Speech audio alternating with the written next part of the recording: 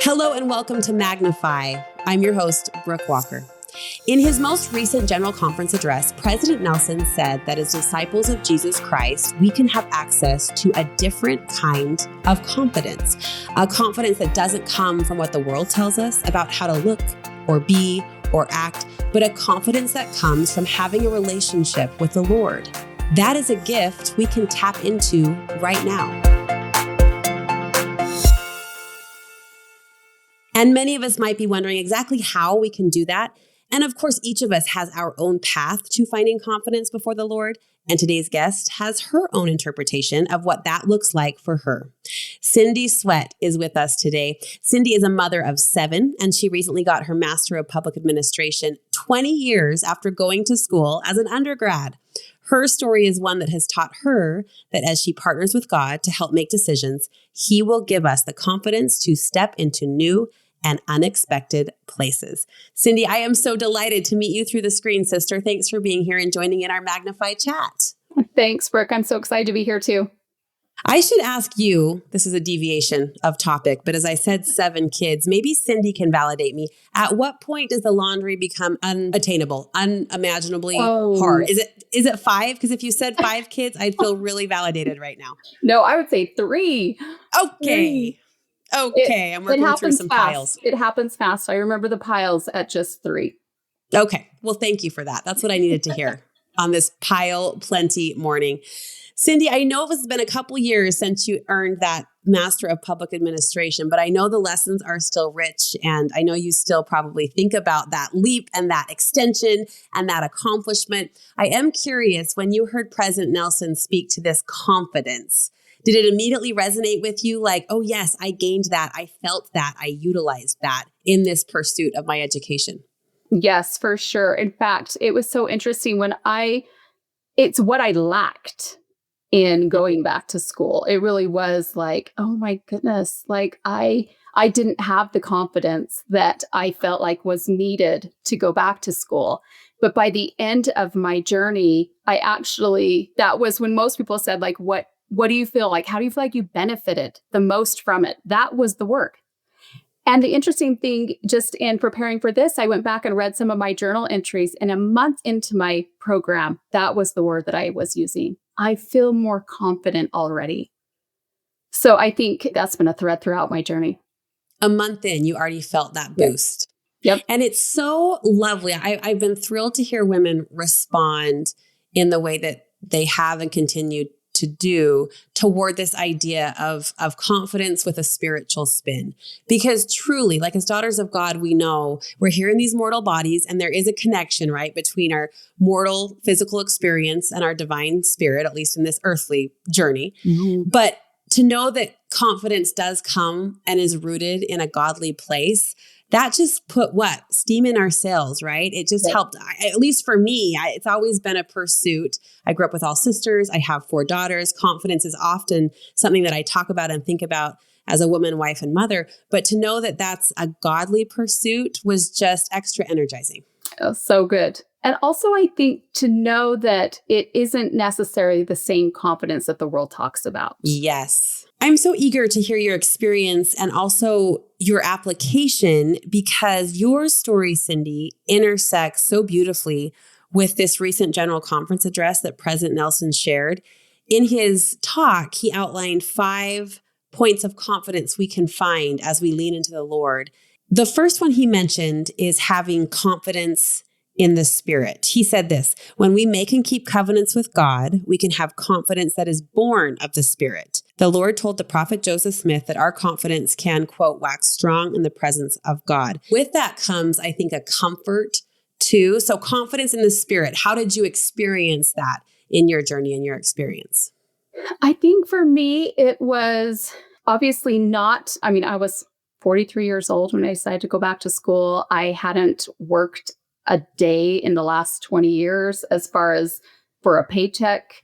I mean, back to those laundry piles, you worked, but I hear you. I hear you. Outside of the walls of your own home. Yeah. Yes. And I hadn't been in school, and the world had changed so much over that time. When I was getting my undergraduate work, I mean, really the computer, the internet, the email, all of that was kind of brand new. And so I knew that going back to school was going to be like huge leaps and bounds.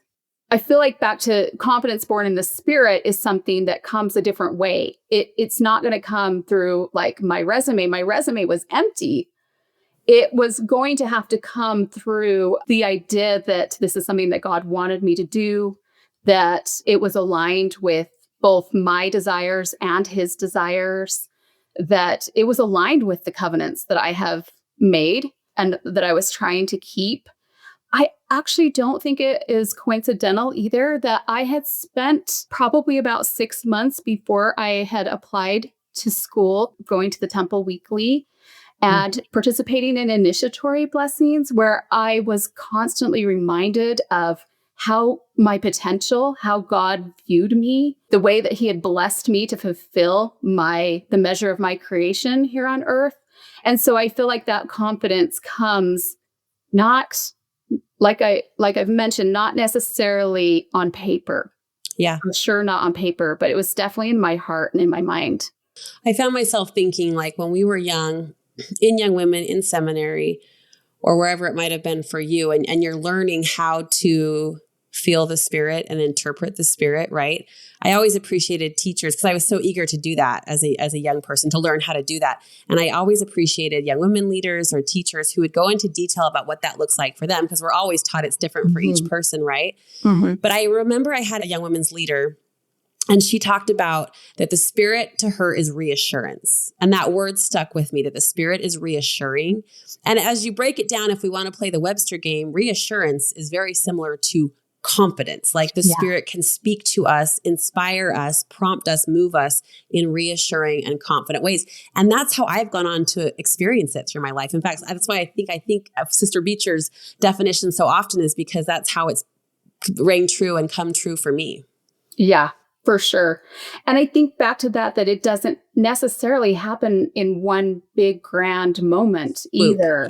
Yeah. But that reassurance comes over time, the lessons that we learn. I think like back to the desire to go back to school and to receive a formal education. That's not necessarily an opportunity that's available all of the time.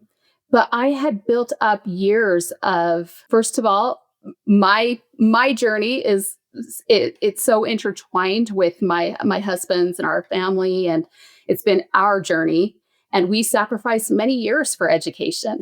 So during that time, those ideas were being settled into my heart and mind, like, yeah, education's important. It's worth the sacrifice. And as I lived that experience over years, then when this opportunity presented itself, there was confidence. And like, yes, I've already learned the benefit of this. I already know this is something that God desires for me. I love that. You had layers of reassurance or layers of confidence piled up over time toward this pursuit of education.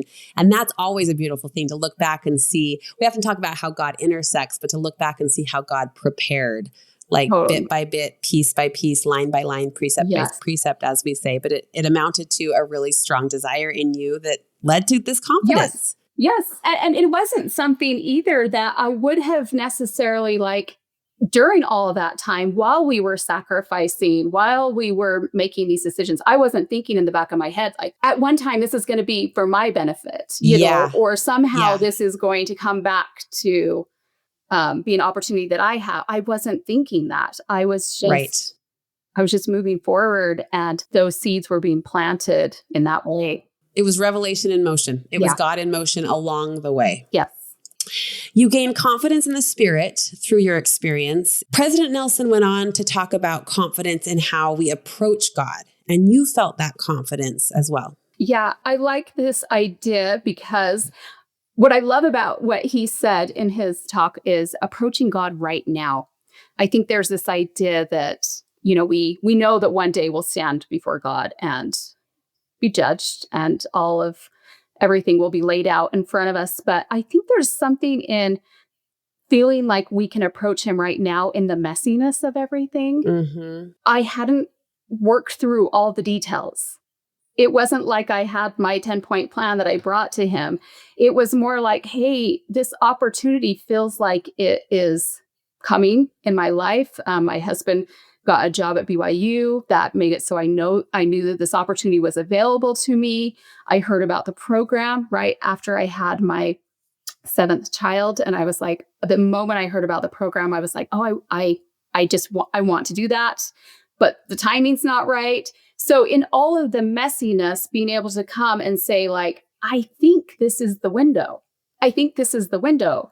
But at the same time, I'm having to say, but what about all of these XYZ, things? 1, 2, 3, Yes. laundry. Yeah, Yes. I hear you.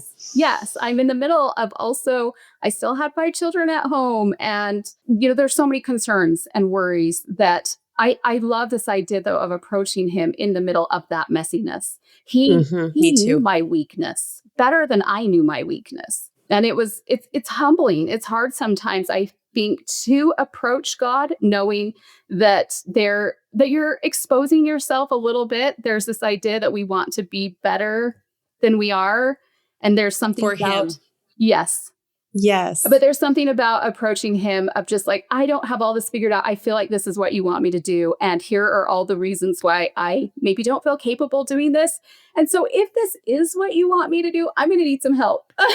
I'm going to need some miracles involved. Like, see this mess? This is me and you, right? This is me and you.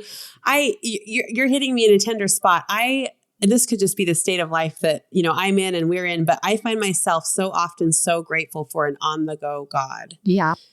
Meaning there is certainly time and place for formal worship. And I look forward to a chapter when I can sink more into that. And I do have to remind myself to, respect that reverent formality regularly because life is so on the go. But I'm so grateful that he meets me there in the mess, as you said, and is an on-the-go God that will respond and revelate in moments that aren't perfectly reverent or formal necessarily. But when you feel him there in those moments, that's the Heavenly Father I know and love. Yeah, for sure. And I think that there's something beautiful about being in that place, knowing that our desires are aligned. So even though it's not perfect, even though my life, like I said, there were a lot of miracles that needed to take place in that I was able to approach him knowing that my desires were aligned, that I wanted what he wanted for me. I love that. Yeah. And when you say desires are aligned, you also reference a desire to show up as my best self. He sees that, right? Yeah. He sees that desire and thankfully honors and magnifies it. I love how President Nelson promised next that we can have confidence that Heavenly Father hears us. How did you experience this truth? Mm-hmm. And I think that comes back to the messiness of all the, but what about the fact that I might not be able to get into this program? What if they don't take somebody who has no experience? What if they want a full resume? What about how are my children and my family going to be taken care of during this? How am I going to catch up to the other students in the class? And what about my skills that are lacking that there was just so many what abouts. And I feel like I love the line he gives in that actually, where he says, praying with confidence that Heavenly Father hears us and that he understands our needs better than we do. And I love that because also not just in those prayers of like, I just am going to need a lot of help to get where I'm trying to go. And he understood that probably a lot better than I saw it, but also his ability to see what's coming next for me and why I might need this in the future. And I feel like that has happened over my life too, where sometimes I get answers to a prayer I haven't even prayed for yet because he knows what we need better than we do. He's a really good anticipator. I think of the way that even me and my husband met. We had grown up together. He led us back together in this beautiful way that I literally cannot deny the orchestration that he performed in that, down to the smallest details about things that were concerns in my heart and the way that it all came about. We've had, just decisions that we've made over the years about jobs to take or moves to make. And every step along those ways, there was usually some kind of fear involved. And there was usually some kind of a direct answer that was given just to relieve that fear. And this was no different with going back to school. I mean, like I said, I was worried about the impact that it would have on my family at the time. I felt like there was this little window of opportunity. I did have 5 children still at home.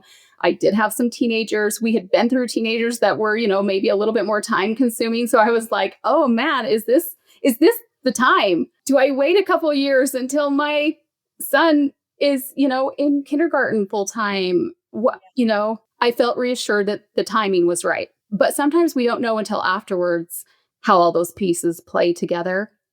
I was just going to say, sometimes it's one piece at a time, right? Yes. You got the reassurance of the timing, and that still left a million other question marks, but you moved forward with faith on that one piece that was offered after that prayerful connection. And we take a step forward and another piece falls into place, and hopefully another piece falls into place. But sometimes it's just one piece you have holding in your hand, and that's all you get. For sure. And I think I feel like in some ways I'm still seeing the results. I'm in the middle of it still. So I did that. I moved forward. I finished it. How is this going to play out in the next 10 years? I would love to talk about this in 10 years and to be able to look back and say because I know that it will happen. Okay, but isn't that a cool thought? What's happening right now as we kind of hunch our shoulders and look left and right? Yes. What's happening right now or unfolding in front of us in this very moment that in 10 years we'll be able to say, oh, I get it. Yes. I get it. Yes. And I do think that's the benefit of being at the vantage point I am in life. When you're young and you're going to school and you're like, oh, how is this going to impact my life? It takes that time to kind of see how that impacts. But being in the middle where I am, I can look back and I can say I know that God directed me to get to where I'm at. The last 25 years or 26 years as I've been at home with my children and loved this time and have had all of these wonderful opportunities and blessings because God directed me to do what I did. I'm so grateful for that. And so because of that, I have confidence going forward that he's going to do the same thing. Just because I don't see it yet, just because I don't have that clear picture doesn't mean that I don't have that confidence that one day I'll be able to connect the dots and they're going to be beautiful. I love that President Nelson is always quick to point us to God's love and how much he loves us. And that's one of the confident truths, is that we can be confident in the fact that he loves us more than we can comprehend. How has that been shown to you? Oh, I think just even opening up the opportunity. I think in the world that we live in today, just all the privileges, all the opportunities, all the blessings that we have. The way that he showed me that my continued growth and development matters to him in all aspects. I needed to go back to school to continue to grow and develop as a woman, as a mother, as a wife, as a daughter, as a child, as a sister. All of these aspects of our lives are so intertwined. And the fact that he can do this collective work of moving everybody forward and yet helping us in our individual growth is so beautiful and so miraculous. And it shows his love for us as individuals. And like I said, too, also just the ways that he has answered specific prayers that are unique to me, situations that I needed, I just think as he's orchestrated it all, it's really beautiful. And you just can feel that he knows me and that he cares about he cares about me reaching my potential. Yeah. And that he's not in a big rush for it either. That he's patient with me as I'm prepared to take the next steps that he gives me. As earthly parents, we're often challenged, to love them enough to let them go. And he loves us enough to let us grow, right? To let us grow. What is one growth point? I love how you talk about how that personal progression and that personal growth doesn't just apply to education. It doesn't just apply to a job, a career, a profession, but that it's intertwined. If you have an eye single to God, it's intertwined in all of the many ways you're showing up for him and with him. What's one specific growth point that you experienced that contributed to your confidence, but also benefited all of the roles that you play in this kingdom of God on earth? That's a good question. It's interesting. President Nelson talks in his talk about virtue, and charity. And I think those are both gifts. They're usually skills and gifts that kind of get on the bottom of our list of things that we need to grow and develop. Because they feel passive. They feel like they might be built into other virtues or values, right? They might come along for the ride. Yes. But I think I learned through this experience that despite, I mean, obviously I had intellectual growth by going back to school. My mind was expanded and I gained skills and all of the things that we do, the reasons why we go back. But in the midst of that, there was spiritual growth in this better understanding of I have greater confidence that God knows me as an individual, that he, like I said, desires my individual growth and he wants me to reach my potential. And I believe that that is so interconnected. So that as I grow in gifts of honesty and integrity and charity and temperance and patience and understanding, as I develop these gifts through hearing other people's stories and their experiences and having to work on a team with them and learning how people are motivated and how maybe efficiency is not as important as effectiveness with people, and all of these skills that I learned intellectually, they also changed me spiritually to kind of understand God's bigger picture for us as his children. I think they changed some of those attributes within me. Maybe I'm more patient now. Maybe I'm more understanding these same experiences that I'm having. I feel like I give more grace to others to have them. I love that. I love that. And I love when the secular and spiritual intersect in the way you just described. I remember when I was a student at BYU many years ago, Elder Eyring spoke at a devotional, I believe, and he said, and I wrote it in my journal that day, and I got all artistic with doodles and hearts around it because I loved it so much. But he said, anything that's true is part of the gospel. Yep. Can I just share one thing too that we didn't really talk about yet, but I feel like it's super important is that it wasn't his main point, but I feel like it's really important is that I love the part in his talk when he says he loves us more than we can comprehend and that he sends angels to be with us and those we love. And one of the reasons why I love that so much is because when I had the desire to go back to school, that impacts my family. And it is a joint effort. There's sacrifice by everybody. And I love this idea. We know that we have heavenly angels surrounding us, but often the angels that we see are the angels that are put right in front of us. And I just think that this had such a meaningful impact on my journey, not only my husband and my children and their support and the sacrifices that they made for it to happen, but also the angels of people that I met in school that helped in my growth and development. That the people that I probably wouldn't have interacted with in that kind of depth just in my everyday life. I'm surrounded by moms that also have kids that stay at home.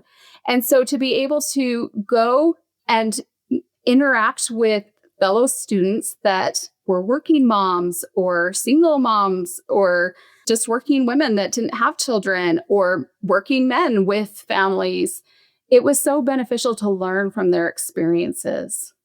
Well, and how fun to have the humility and the gratitude to see them as that. Like, it's sort of the question, but are they an angel? But are they an angel? Like, who are these people in our life and what's their purpose and role in helping us grow and progress? I love that you saw them like that. So much, especially for my program. I believe that half of the learning and growth didn't just come from my professors, but it came from the other students in my class.